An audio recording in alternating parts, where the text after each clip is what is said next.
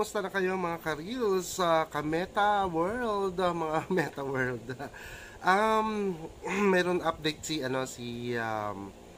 Meta. So kanina umaga lang nabasa ko. And ito 'yon yung terms update for in-stream ads at saka yung sa ads on Reels. So ang effective nito is October 6 pa naman. So tingnan natin kung ano yung tawag nito, ano yung sinasabi ng terms update ni Meta.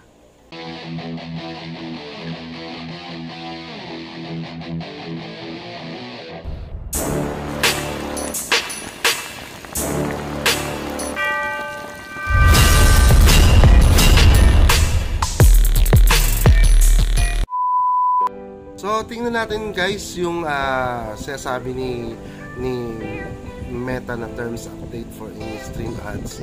So pindutin natin yung terms, see terms. At ito yung content monetization terms, nandito siya. And kayo na lang magbasa ng masinsinan.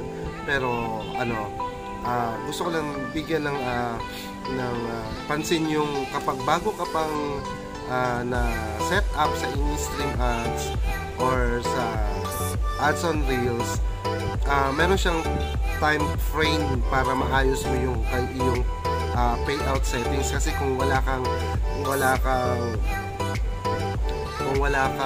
tawag nito, wala kang TIN ID, bank account number, bank account na kailangan i-connect doon. So kailangan within the time span of 6 months meron ka na nun.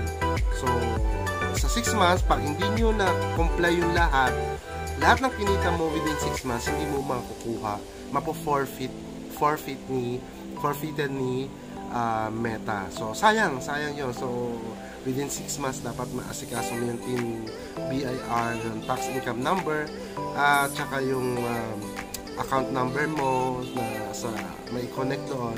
And then at the same time, meron naman silang yung pinifill up pa na tax na sa kanila, and madali naman ang pag-fill up nun. So dapat yon within the time frame na 6 months makuha mo yon at makomply para kung makakompleto ka at makompleto mo rin yung threshold ng kanilang payout. Like sa stars is $25, pwede na nilang ipadala. And then sa in-stream ads, kailangan $100 talaga. So sa loob ng 6 months mo dapat. So ayan, tingnan niyo yung mga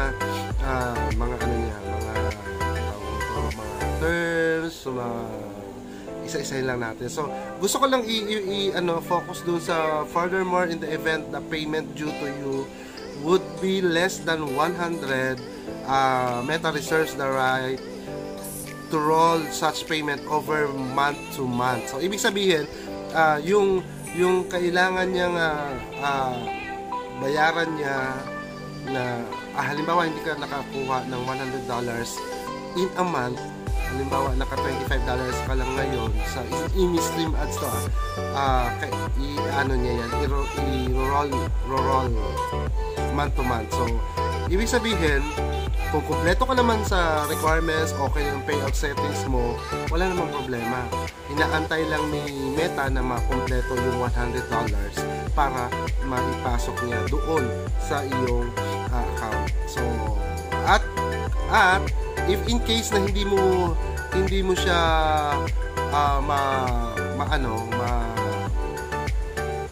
makompleto, palagay natin na kompleto may $100 pero hindi mo pa naayos yung yung payout settings mo, sayang.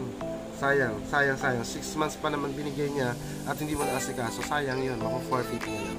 So kailangan sa loob ng 6 months makompleto mo yun, yung requirement para sa payout settings mo. Okay guys, tapos hindi ibig sabihin nito na kahit halimbawa kompleto ka na, hindi ibig sabihin na mawawala yung payout mo, kundi iniipon niya lang, on-hold lang na yan doon sa wallet mo doon sa Facebook hanggat hindi mag $100. Okay? So, inaantay niya lang yun sa hindi, okay. Kahit mag 6 months na yan, 1 year pa yan, na hindi pa nakakompleto yung $100 mo, as long as kompleto yung payout settings mo, ganun pa din yun. Aantayin talaga ni Lilita yan na mag $100 bago ipadala sa iyo. Okay?